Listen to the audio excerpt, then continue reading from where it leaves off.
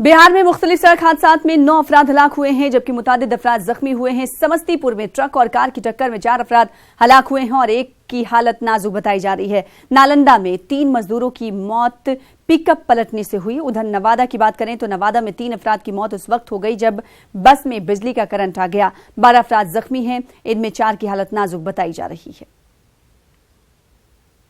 हम से आ रहे थे गंगा अति करके पूजा करके, 5 लोग थे और 5 लोग को 4 गो मर गए हैं, वो चले गए हैं, मैंने रेफर कर दिया गया मुजफ्फरपुर।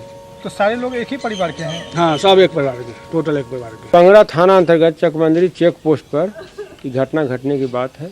चेक पोस्ट से पीछे इसमें 4 गो मृत, एक इलाज में। अच्छा, ये घटना कैसे हुई?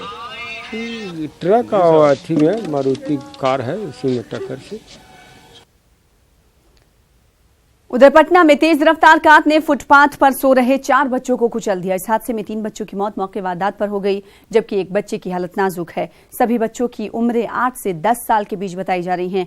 मुश्तइल लोगों ने कार सवार 2 अफराद की पिटाई भी कर दी, जिसमें एक नौजवान की मौत हो गई है। बताया जा रहा है कि कार सवार नौजवान नशे में धुत था।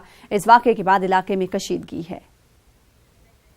जम्मू कश्मीर के त्राल में मिलिटेंटों और सिक्योरिटी फोर्सेज के दरमियान एनकाउंटर हुआ। एक मुसद्दिक का इत्तला मिलने पर फोर्सेज ने बरनपथरी गांव को मुहासरे में लिया। तलाशी कार्रवाई के दौरान मिलिटेंटों ने फोर्सेज पर गोलियां चलाई। फोर्सेज ने भी गोलियों का जवाब दिया। इस वक्त की खबर यह है कि गोलियों का तबादला रुक गया है, लेकिन तलाशी कार्रवाई जारी है। अभी तक ये मालूम नहीं हो पाया है कि मुहासरे में कितने मिलिटेंट छुपे हुए हैं। गोलियों की आवाज सुनने के बाद मकामी अफराद सड़कों पर निकल आए और फोर्सेज पर पथराव किया। मुश्तइल लोगों को मुंतशिर करने के लिए आंसू गैस का इस्तेमाल किया गया। इस वक्त वहां के हालात कशीदा बताए जा रहे हैं।